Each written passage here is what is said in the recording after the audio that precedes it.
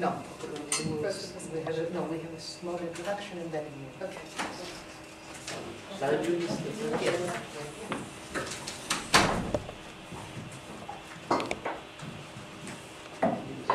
No. Okay, so second presentation this morning.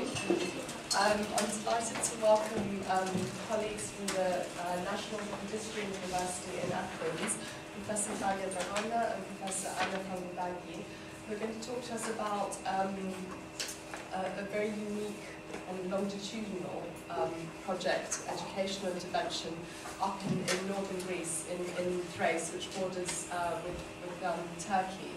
And for those of you not familiar with the politics of the area, this is a sort of highly contested geographical area, which makes for an even more interesting project. I don't want to preempt anything that they're going to say, so I just put that as a kind of as a preface. And I'm very delighted that you were able to join us, and we had a great coincidence of having Anna in London at the same time as Thalia was coming over, so we've effectively got two for one. So over to you both, and thank you very much. We are delighted to be here, and we thank very much the organizers, the Sussex University Institution, the New Europeans, and the Center for Innovation and Research in Childhood and Youth, and in particular Melissa Mignolas, who invited us. So very glad to be here with you. In Sussex in general, we like this place. We've been here through like this university, we've been here before. We will be discussing a project running since 1997, aiming at improving the education of Muslim minority children in Western Thrace, Greece, and also at facilitating the social integration and equal citizenship. Western Thrace is a northeastern province of Greece, bordering Turkey and Bulgaria. The Muslim minority in Greece was exempted from the population exchange that followed the Greek-Turkish War in 1922, and respectively the Greek Orthodox population of Istanbul was similarly exempted.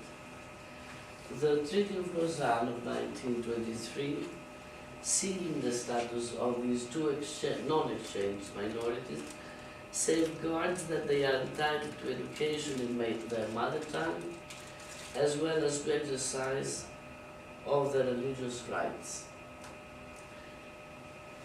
The Muslim minority are Greek citizens, so they must be distinguished from the migrant population in general in Greece.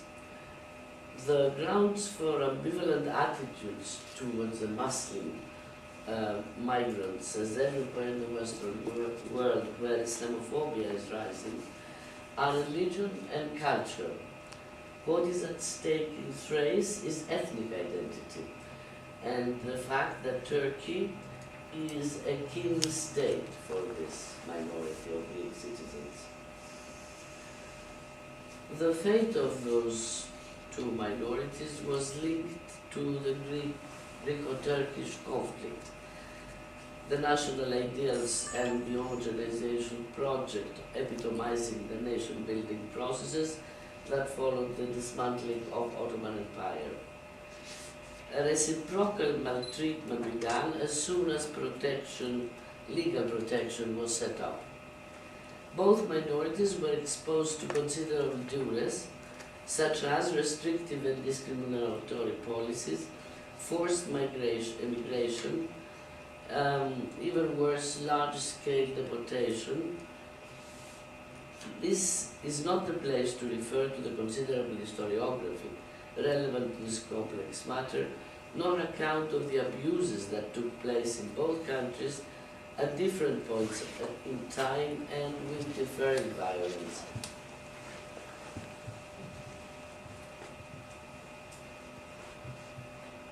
The beginning of the 19th mark a turning point for the minority in Thrace. This is what I'm talking about. At the time, important changes took place internationally and in Greece regarding minority rights. For example, international organizations developed standards for minority protection, shaming Greece for its disreputed minority policies, and following the intensification of Europeanization processes in Greece, a liberalization of the Greek state policy towards a minority was set in motion. The project we are discussing is funded by the European Social Fund and has two very important characteristics. A, the long duration of a large-scale intervention, and B, the broad spectrum it covers, ranging from classroom materials to work with the community. The overall policy objectives of this project, which were the reversal of trends in massive underachievement, decrease of dropout rate from compulsory 9-school education, and social inclusion of minority children, were spelled out by the Ministry of Education. However, the operational objectives were designed and implemented by a large interdisciplinary team directed by the two of us. When more than 15 years ago we set out, education outcome was very poor. Education was largely at the primary level, and at the primary level it still is, provided at what are called minority schools. These schools are attended exclusively by minority children. They are supposed to promote bilingualism, but in fact they are nothing but obsolete institutions providing two parallel monolingual curricula. Yet the deeper reasons of massive underachievement were the extended submission of the minority to marginalization and violation of its rights, as well as the very low social, economic and educational status of this population group. We will start by showing you a 20-minute-long documentary presenting this educational intervention that comprises teaching Greek as a second language, development of educational materials, extensive teacher training, creative activities with youth, and work with the community. Then we will focus on the theoretical assumptions regarding socio-cultural rights in respect to citizenship. In order to appreciate the changes brought about by this intervention, please bear in mind when looking at the film that the educational system in Greece is very traditional, and the schools in Thrace are even more so. Children are, for example, even the very young ones, sit in line facing the blackboard and listen to the teacher delivering the lesson. As regards computers, even if they exist, they are locked in the principal's office. So let's see the documentary. As you saw, this is an extensive piece of work. What you did not, however, witness were the many difficulties and obstacles we faced. The resistances of the local society to the changes introduced were multiple and complex and set out a very challenging task for us.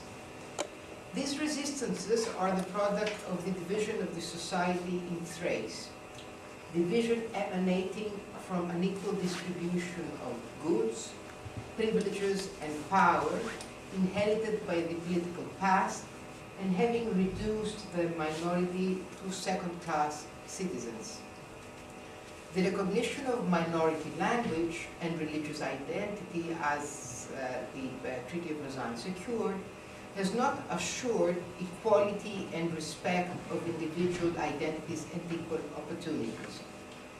This is what led the scholar on bilingual education, Jim Cummins, that you just saw talking on the film, to note in a book he wrote called Children Caught at Crossfire, that he wrote it upon a visit to Thrace in order to participate at the conference we organized some years ago.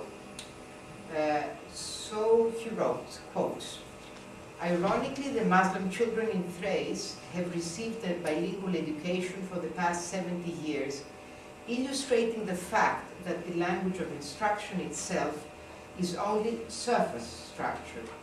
Coercive power relations can be expressed as effectively through two languages as through one.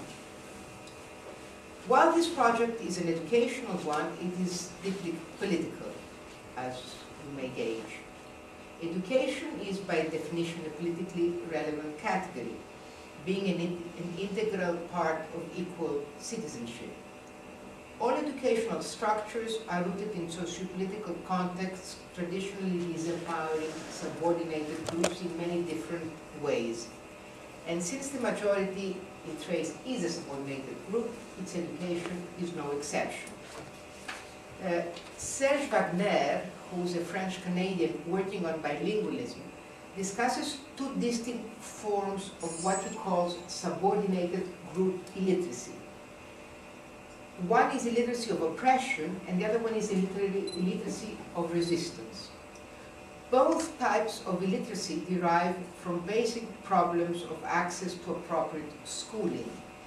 Illiteracy of oppression is brought about by the majority society, and it's a direct consequence of the process of assimilation operant in the public school and in the entire society. It results in the slow destruction of identity and cultivates mechanisms of resistance in the minority society, in the minority community. So illiteracy of resistance, although caused by oppression, is to some extent instituted by minorities themselves. By wishing to safeguard their language and culture and fearing assimilation, minorities in a way turn against themselves and reject the form of education imposed by the majority society. At the extreme group, says Wagner, minorities would prefer to remain illiterate rather than risk losing their language and culture. Wagner's analysis reflects in the most accurate way the stunted process of minority education in Thrace. Now I'd like to go a little bit in theory in terms of multiculturalism and accommodation of multiculturalism. In contemporary multicultural societies, there are in ideal type terms two different approaches towards management of diversity. It's either the communitarian approach or the citizens' rights approach. In the communitarian approach, represented by theorists such as Charles Taylor, Will Kinglica, to a certain extent Will Kinglica, the right to be different supersedes all others.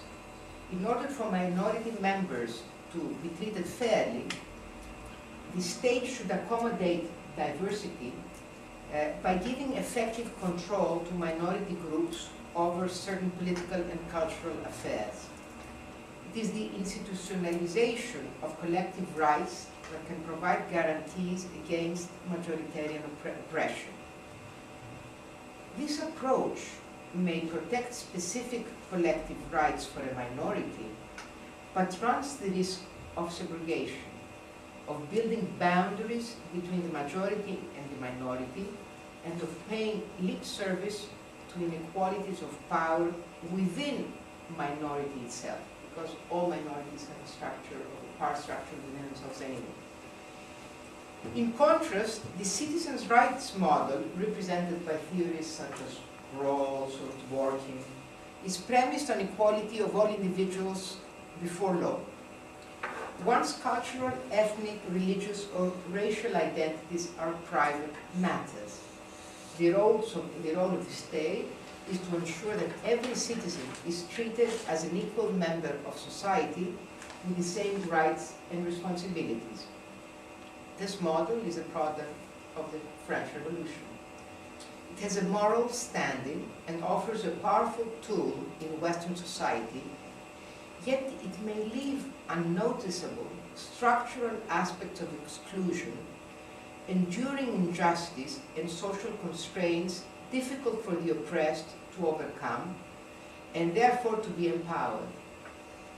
Neither approach, to our understanding, guarantees that coercive power structure, neither approach, I mean the communitarian and civil rights one, guarantees that coercive power structures get challenged and that children's rights to a culturally sensitive and equitable education are secured. How is diversity managed in the case of the Muslim minority in Thrace in terms of these two models discussed? Accommodation of diversity definitely does not fall under the citizen rights model. It also does not fall under the communitarian approach, while it may look it is communitarian. Since respect of the cultural characteristics of the Muslim minority is not the product,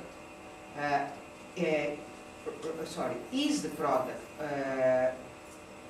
of the treaty and not the product of the Greek state's active policy. It is institutionalized by the treaty signed 89 years ago.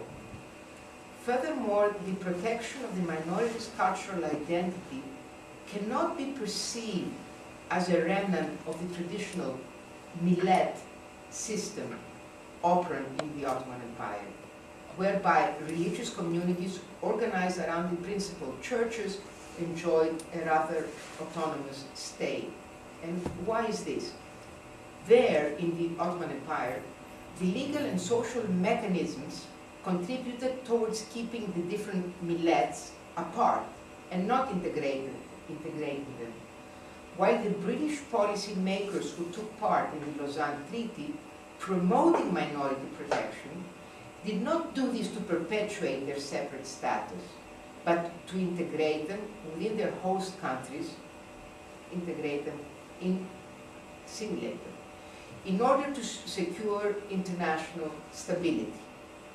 By allowing them to retain their cultural identity and assuring their civil liberties, they intended indeed to facilitate their assimilation in their host countries. So we like to shift away from the liberal communitarian divide and turn to a more focused debate on how to accommodate cultural and ethnic rights by adopting a new politics of identity. Such an approach takes account of the inescapable effects of power, domination, and historical oppression on the personal and political possibilities for true participation. This perspective treats identities as dynamic and shifting, as a shifting nexus of multiple subject positions, and provides space whereby identity options can be negotiated and renegotiated. It also presupposes that decision-making is grounded on the idea of equal participation of all affected members in common institutions. Multiculturalist policies that separate the minority from the majority in the decision-making process bring neither justice nor stability in the state. This is not the top-down approach. Centrality of dialogic interaction between cultures, between the oppressed and the oppressor, towards cooperation and common goal setting are being stressed. Commitment to dialoguing implies willingness of competing parties to accept certain modes of deliberation, certain norms and democratic procedures, and the desire and intention to arrive at a consensus. We believe that this is the only way to challenge the disempowerment the minority in Thrace has experienced.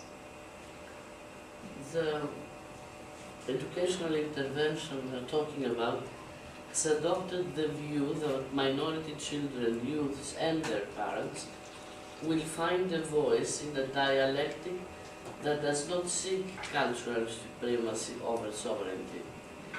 Since we adopt the principle of equal participation in common institutions, our approach diverges from the model of the segregated minority school. And in fact, no matter how much minority schools may improve academically, they will not accommodate rigid dichotomies, they will not promote dialogue between cultures, and thus they will not encourage collaborative relations of power.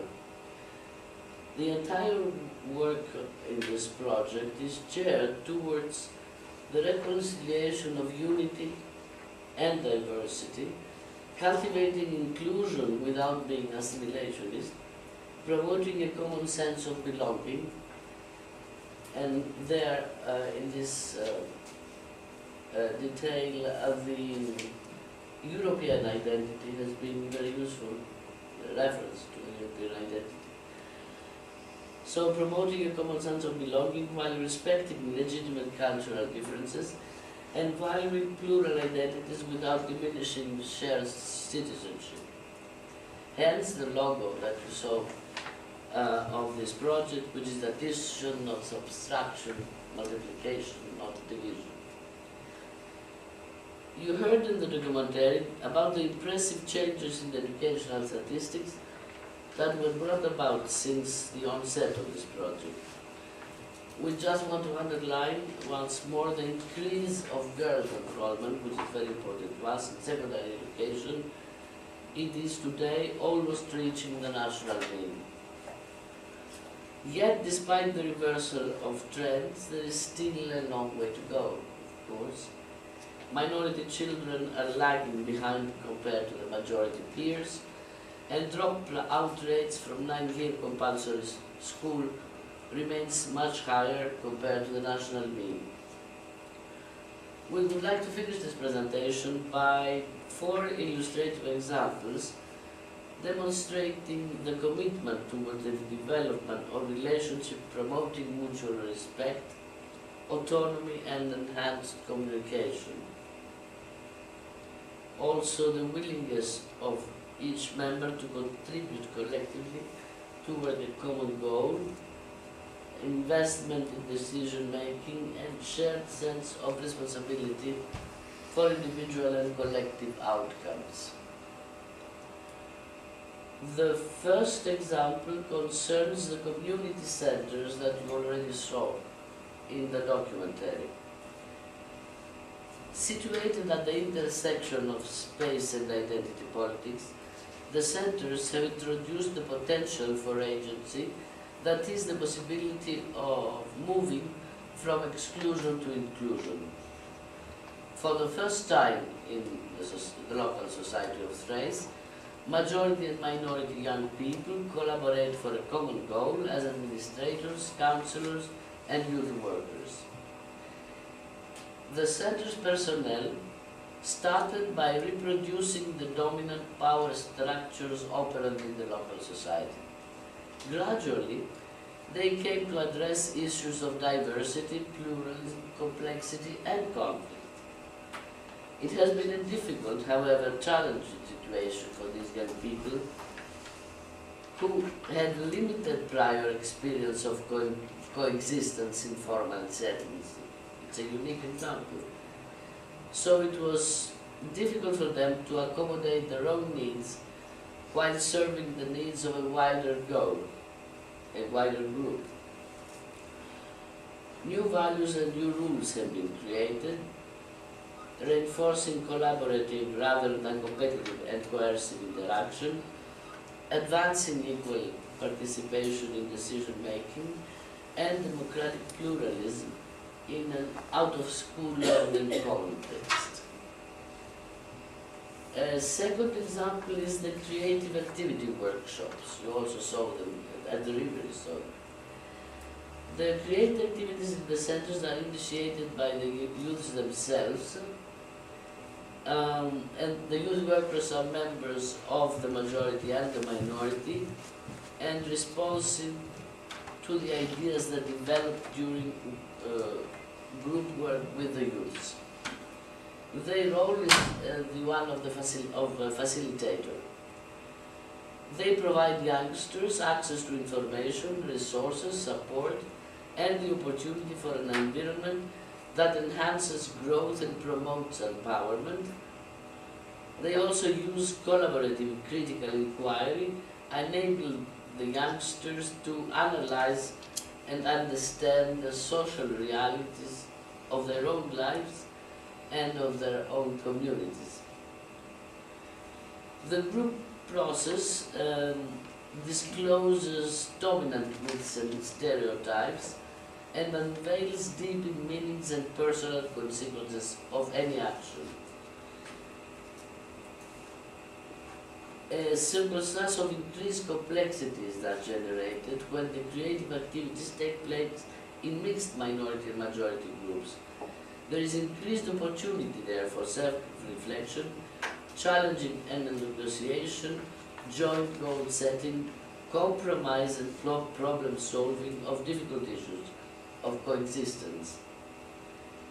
As a young adult who has participated since she was a child in this creative activity workshop phrased it, we have managed to be heard. The older generation has a duty to hear our problems and our desires. At long last, we spoke about things we were afraid to talk about. Third example is Turkish classes for Greek-speaking teachers organized as part of our intervention. At the onset of the project, the teachers who were members of the majority expressed an intense dislike for the Turkish language. They claimed the sound was harsh and alien to their eyes, and the aversion of the Turkish language was coupled in our eyes with the aversion minority parents supposedly had for the Greek language, and the wish that the majority teachers had for not learning Turkish was parallel to their eyes to the wish of the parents not wanting their children to learn Turkish, to learn Greek, so as if they were incapable of learning Greek because, as they said, it is the language of the enemy. Now, it took us 10 years almost. 600 majority Greek-speaking teachers are taking Turkish classes in a firm belief that they need to understand the mother tongue of most of their students. A fourth example is that of identity negotiation through the accommodation of linguistic identities in the summer camp.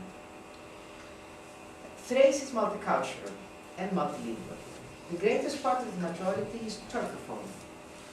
At school, Turkish and Greek are the two languages of instruction.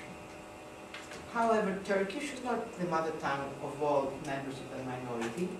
Some speak the Romani language, and some speak the Pomak language, which is a Slavic dialect similar to Bulgarian. The political conflict as regards ethnic identity also marks language use. The camp was organized by a mixed minority and majority group of youth workers who devised a playful situation whereby children were met every morning by a fairy who spoke an alien fairy language. Only fairy language. Only fairy language. In order to communicate with the fairy, majority and minority children had to invent new codes of communication and translation between different languages. So the fairy would understand, they had to learn the fairy language. The purpose of the activity was to address issues of language use and linguistic hegemony in a playful way. Greek, Turkish, Pomak and Romani language were not an issue here. If children wanted to communicate in the fairy language, they had to go beyond traditional linguistic barriers, confront prejudice, and invent new codes of communication. Children could also become fairies themselves if they wished, and address the challenge of adopting new roles. In this and other activities organized at the camp, children were free to communicate in whichever language they wished. Yet we observed that all the children mainly used Greek. It was clear that the minority children, who were the numerical majority in the camp, accommodated to the needs of the majority who did not speak this language. There was an obvious reversal of linguistic hegemony, and it was the minority children at this time that they had to integrate the majority ones in the camp. So the children themselves, the youth workers themselves, devised all the ways of accommodating identities. In the connector study Melissa is directing, is carrying out, one of the topics is the extent to which encounters with difference can enhance or diminish children's repertoires of participation. In this case I'm describing, it was enhancement of children repertoires that can be witnessed. A final vignette, also drawing from the summer camp. At the end of their stay, children draw images that relate to the experience they lived through at the camp. And really, I think, witnesses as well highlights this enhancement. A 5-year-old minority girl has drawn lines and curves in the most vivid colors. When asked to put a name to her drawing, she says, "It is an all-embracing whole." To all, she says. So that's how she experienced participation at this camp with mixed population of majority and minority children.